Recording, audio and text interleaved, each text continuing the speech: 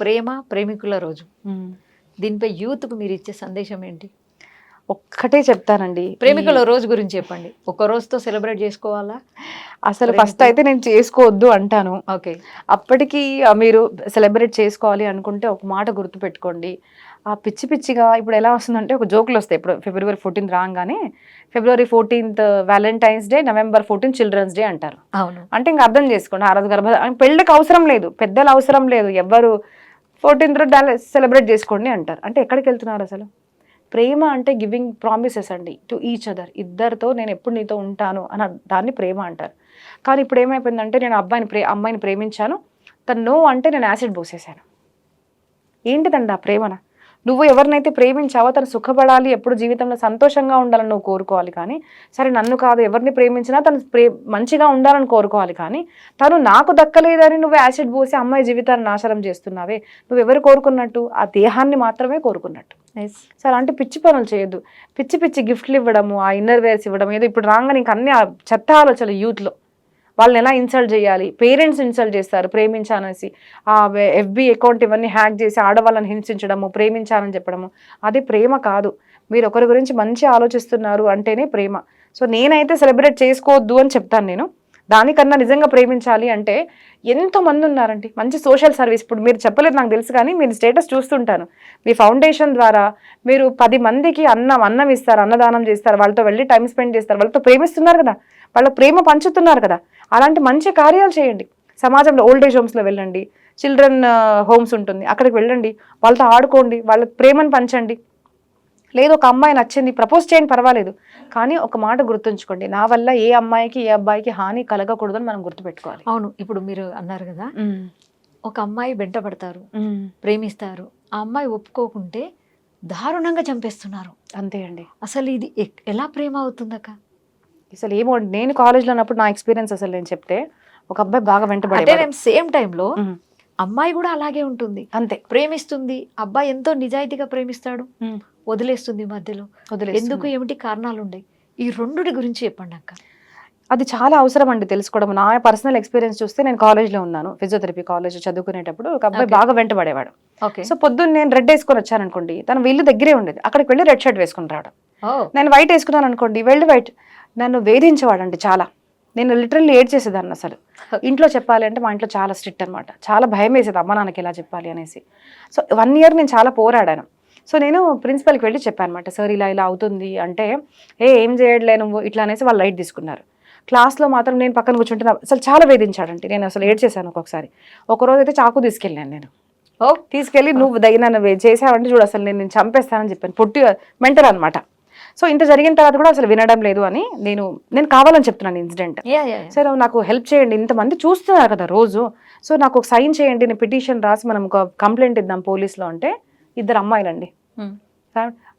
మాకు అసలు అవసరం లేదు శిల్ప అని అన్నారు. నేను ఇప్పటికీ మర్చిపోలేదు. ఓకే. అదే అబ్బాయి నా మీద యాసిడ్ అటాక్ చేసో నేను చంపేసేదో చేస్తుంటే అందరూ ర్యాలీస్ మాత్రం బాగా తీస్తారు. మన దగ్గర అదొకటి ఉంది, క్యాండిల్ ర్యాలీ తీయడం. జస్టిస్ ఫర్ శిల్ప నా ఫోటో కూడా బాగా పెట్టేవారు, పెద్ద పెద్ద దండలు, ఫస్ట్ పేజ్ నుంచి సెకండ్ పేజ్, సెకండ్ నుంచి థర్డ్ వెళ్ళిపోయేది. నేను అట్లా ఫేమస్ అయ్యాను రోజులు ఉంటది తర్వాత. కానీ నేను అవసరం ఉంది నాకు రాయండి అంటే కొంతమంది అబ్బాయిలండి, నేను ఇప్పటికీ వాళ్ళ ఫేసెస్ నేను పేర్లు చెప్పాను కానీ నవ్వేవాళ్ళు నా మీద. ఓకే. కానీ ఒక ఆడపిల్లకి ఇలా జరుగుతుంది, మీరు చూస్తున్నారు వేధిస్తుంది అంటే ఒక సైన్ చేసి ఎస్ హీస్ ట్రబ్లింగ్ అని చెప్పడానికి ఏంటిది? ఆ అబ్బాయి వెళ్ళి సీనియర్స్కి వెళ్ళి మేము ఇద్దరం తిరిగాము, మేము పార్క్ వెళ్ళాము అని చెప్తే, శిల్ప అబ్బాయి అట్లా చెప్తున్నాడు ఏంటిదంటే ఓన్లీ 1 side విని మీరు నవ్వుకుంటారా? నేను వేడుస్తున్నాను, నేను బాధపడుతున్నాను, చిన్న అమ్మాయిని, మరి నేను టీనేజరే కదా అప్పుడు, నేను వాళ్ళకి చెప్తున్నాను అంటే వాళ్ళకి అంత కనిపించదా? సో ఎక్కడ ఉంది అంటే సమాజంలో కూడా నేను చెప్తున్నాను కదా, ఇప్పుడు ఎలా అయిపోయిందంటే ఒకరు వేధింపబడుతున్నారు, ఏదైనా బాధ అవుతుందంటే ఎవరు పట్టించుకోరు. నేను అబ్బాయిని పోలీసులో స్టేషన్లో వేయిస్తే కూడా వాళ్ళ పోలీస్ స్టేషన్ ఎవరో ఉన్నారంట, వాళ్ళు అది క్యాస్ట్ అనమాట అక్కడ బాగా. మా వాళ్ళని వేసేసారని పొద్దున్న వేసేసి సాయంత్రం వచ్చేవాడు, తాగి షర్ట్ ఇట్లా తీసి సల్మాన్ ఖాన్ లాగా అనమాట పోజ్ వచ్చి బూతులు తిట్టేవాడు మొత్తం అక్కడ. కానీ ఎవ్వరు నాకు సపోర్ట్ చేయలేదండి. But I stood. ఎందుకు అంటే నాకు కొంచెం ధైర్యం ఉంది కాబట్టి. బాధపడేదాన్ని, నేను ఇప్పటికీ మర్చిపోలేదు. నేను ఇప్పటికీ చెప్తాను, ఇలా ఆడపిల్లకి ఎప్పుడైనా జరిగితే సపోర్ట్ చేయండి, నమ్మండి. వాళ్ళు చెప్తున్నారు కదా, నోరారని నేను చెప్తున్నాను కదా, సపోర్ట్ చేయలేదు. మా ప్రిన్సిపల్ అయితే ఏమన్నారు తెలుసా అండి, ఆయన నాకు పేమెంట్ సీటు, ఇది గవర్నమెంట్ సీటు, నాకు అంత మనీ వస్తుంది. నేను లిటరల్లీ కాలేజ్కి వెళ్ళి చెప్పాను, సార్ నాకు ఏదన్నా ఇక్కడ తనకి పనిష్మెంట్ ఇవ్వండి, లేదంటే నా కాలేజ్ మార్చండి, మీరు ఒక్కసారి పర్మిషన్ తీసుకుంటే మీరు కాలేజ్ మార్చలేరమ్మా అని చెప్పాను. నేను చాలా బాధపడ్డాను. ఆ ఇన్సిడెంట్ నుంచి నేను రక్షింపబడ్డానికి ఒక ఇన్సిడెంట్ జరిగిందండి. విజయవాడలో లక్ష్మి అన్న అమ్మ, న్యూస్ కూడా ఐ థింక్ లక్ష్మి అనే అమ్మాయి పేరు, ఆ అమ్మాయిని ఇలానే ప్రేమ అని వేధించి శ్రీలక్ష్మి చంపేశారు. చంపేశారు. ఇలాగ ఎక్కడైనా హెరాస్మెంట్ జరిగితే మాత్రం మీరు పోలీస్కి నోటిఫికేషన్ ఇవ్వండి అని చెప్పడం, ఆ రోజు అది పేపర్లో రావడం. నేను వెళ్ళి ప్రిన్సిపల్, నేను అందరు నన్ను లైనేస్ అంటారు ముందు నుంచి అంతే, నేను వెళ్ళి ప్రిన్సిపల్తో అన్నాను, నిన్న సార్ మీకు గుర్తుందా మా నాన్నగారు వచ్చి మీకు చెప్పారు మా అమ్మాయిని మంచిగా చూసుకోమని, మీ ఇచ్చారు, మీరు ఒక ఫాదర్ నా కూతురు లాగా చూసుకుంటా అన్నారు, ఇదేనా సార్ మీరు చేసేదే, నాకు ఇప్పుడు ప్రాబ్లం అవుతుంటే అబ్బాయి పేమెంట్ గురించి చూస్తున్నారు మీరు కాలేజ్లో, ఇదే మీ డాక్టర్కి అయితే మీరు ఏం చేస్తారు అన్నాను నేను సీరియస్గా. అప్పుడు ఆ రోజు అనమాట కంప్లైంట్ ఇవన్నీ జరగడం, లేదంటే 1 year నేను సఫర్ అయ్యానండి. సో ఇట్లా ఉంటారు జనాలు. అక్క మీరంటే ధైర్యంగా ముందుకొచ్చారు, మీకు నచ్చలేదు కాబట్టి వ్యతిరేకించారు. కానీ అమ్మాయిలు అలా వ్యతిరేకిస్తే మనం తర్వాత డెడ్ బాడీస్ చూస్తున్నారు కదండి. ప్రేమ అందుకోసం అంటే సపోర్ట్ లేదు. అమ్మాయి ప్రేమ అంటే అర్థం కావడం లేదు. అండ్ ఇంకోటండి, అసలు నిజంగా మెసేజ్ ఏంటి ఇవ్వాలి అంటే, మీరు నిజంగా ఒక అబ్బాయి అమ్మాయిని ప్రేమిస్తే మీరు పెళ్లి చేసుకునేదాకా ఫిజికల్ అవ్వడానికి ఆగలేరా నిజంగా ప్రేమిస్తే? మేము రీసెంట్గా ఒక అబ్బాయి కాల్ చేశాడండి. కాల్ చేసి, అక్క నేను ఒక అమ్మాయిని ప్రేమించాను, మేము 6 months రిలేషన్షిప్లో ఉన్నామంటే ఇంకా ఫిజికల్ అయ్యారు వాళ్ళు. మరి అబ్బాయి, ఇప్పుడు అమ్మాయి ఏమో నాకు జాబ్ వచ్చేసింది, పెద్ద జాబ్ వచ్చింది అక్క దానికి, తనకు చాలా లో స్టాండర్డ్లో ఉండేది, అప్పుడు నేను చాలా హెల్ప్ చేశాను, నన్ను ప్రేమించింది, నాతో ఉంది, 6 months ఫిజికల్ రిలేషన్షిప్లో ఉన్నాము, ఇప్పుడేమో తనకు పెద్ద జాబ్ వచ్చిందని వాళ్ళ ఇంట్లో అసలు నో అంటున్నారు, నా ఫోన్ ఎత్తట్లేదు అక్క అసలు 2 months అయిందని చెప్పాడు అనమాట. అబ్బాయి చనిపోతాడేమో వాళ్ళ అమ్మ బాధపడుతుంది. నేను ఒక్కటే మాట చెప్పాను అబ్బాయికి, టైం పోతుంది, time will heal you, but ఒక్క మాట గుర్తుపెట్టుకో, ఆ అమ్మాయి ఒకరోజు కాల్ ఎత్తలేదంటే సరే, 2 రోజు కాల్ ఎత్తలేదంటే సరే, 2 months అవుతుంది కాల్ ఎత్తట్లేదు అంటే నీకు క్లారిటీగా అర్థమైపోవాలి ఆ అమ్మాయి నీకు అవసరం లేదు. ఇప్పుడు ఏదో చేసి మీ ఇద్దరు పెళ్లి చేసావనుకో, రేపు తను ఏం చేస్తుంది, ఇంకా తనకు బిజినెస్లో అంటే జాబ్లో మంచి డబ్బులు రావచ్చు, అప్పుడు నేను ప్రేమగా చూసుకుంటుందా? అది గుర్తుపెట్టుకో నువ్వు. మీ అమ్మ ఎవరైతే నీ కోసం ఇంత చేసిందో, ఎప్పుడు కూడా నీకు నెగిటివ్ సూసైడల్ థాట్స్ వస్తున్నాయని చెప్పాడు అనమాట. అమ్మ ఫేస్ ఎప్పుడు కూడా ముందు పెట్టుకొని తప్పుడు అడుగు ఎప్పుడు వెయ్యకు. అండ్ రాత్రి అపరాత్రి ఏమున్నా కూడా, నేను ఆడియో ఎవరు కాల్ ఎత్తలేనండి అందరిది, కానీ అందరికీ చెప్తాను, వాట్సాప్ మెసేజ్ చేయండి, నేను మాట్లాడతాను. ఎందుకంటే ఇట్లా చాలా మంది నేను తీశానండి సూసైడల్. అంటే ప్రేమ అని అర్థం చేసుకోకుండా ఫిజికల్ అయిపోతున్నారు. సో నిజంగా ప్రేమ ఉంటే పెళ్లి నాకు ఆగలేరా మీరు?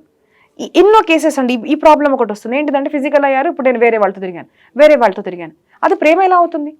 అసలు ఇంకో అమ్మాయి కేసు నాకు గుర్తొచ్చిందండి. ఒక అమ్మాయి టీనేజర్ అనమాట, అంటే 16-17 ఉండొచ్చు అమ్మాయి వచ్చి, అక్క నేను ఒక మాట చెప్పాలి అంటే ఏమైంది అన్న. అయితే ఒక అబ్బాయి తన ఇంటికి వచ్చారంట, ప్రేమిస్తున్నాడు, 6 months నుంచి ప్రేమించుకుంటున్నాం అక్క, ఇంటికి వచ్చాడు, అమ్మ నాన్న లేరు అంటే అరస్ పిలువు అన్నాడు, ఇంటికి వచ్చారు, తను నన్ను ఫోర్స్ చేశాడు, మరి ఇద్దరు ఫిజికల్ అయ్యాము, ఇప్పుడు నాకు ఫోన్ ఎత్తట్లేదు అక్క అని అమ్మాయి చాలా ఏడ్చిందండి నా దగ్గర.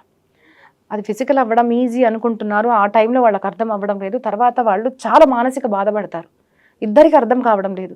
సో ఒక్క మాట అబ్బాయి ఇద్దరికి క్లారిటీ ఉండాలి. మనం ప్రేమిస్తున్నాము అంటే పెళ్లి దాకా పేషెన్స్ ఉంటేనే మీ ప్రేమ, పెళ్లి దాకా మీరు ఆగలేరు అంటే అది ప్రేమ కాదు అని అక్కడే డిసైడ్ చేసేసేయండి. నో, ఒక్కొక్క సింగిల్ థింగ్ ఒక చిన్న స్టెప్ తీసుకున్నారు అంటే మీ లైఫ్, మీ ఫ్యామిలీ లైఫ్ అంతా నాశనం అయిపోతుంది. జీవితాంతం ఇది మర్చిపోవడం చాలా కష్టం. కాబట్టి ఏ అబ్బాయి అయినా ప్రేమిస్తున్నాడు, ఏ అమ్మాయి అయినా ప్రేమిస్తుంది, ఫిజికల్ అవుదాం అనగానే అర్థం చేసుకోండి, రెడ్ లైట్, దట్ తనకు నీ మీద ప్రేమ లేదు, నీ శరీరం మీద ప్రేమ ఉంది, దట్ ఈస్ రెడ్ సిగ్నల్ అండి. అమ్మాయిలు జాగ్రత్తగా ఉండాలి. అండ్ ఏ అమ్మాయి చేసినా అబ్బాయి చేసినా కూడా నాశనం అయ్యేది, వాళ్ళకు లాస్ వచ్చేది అమ్మాయిలకే అండి.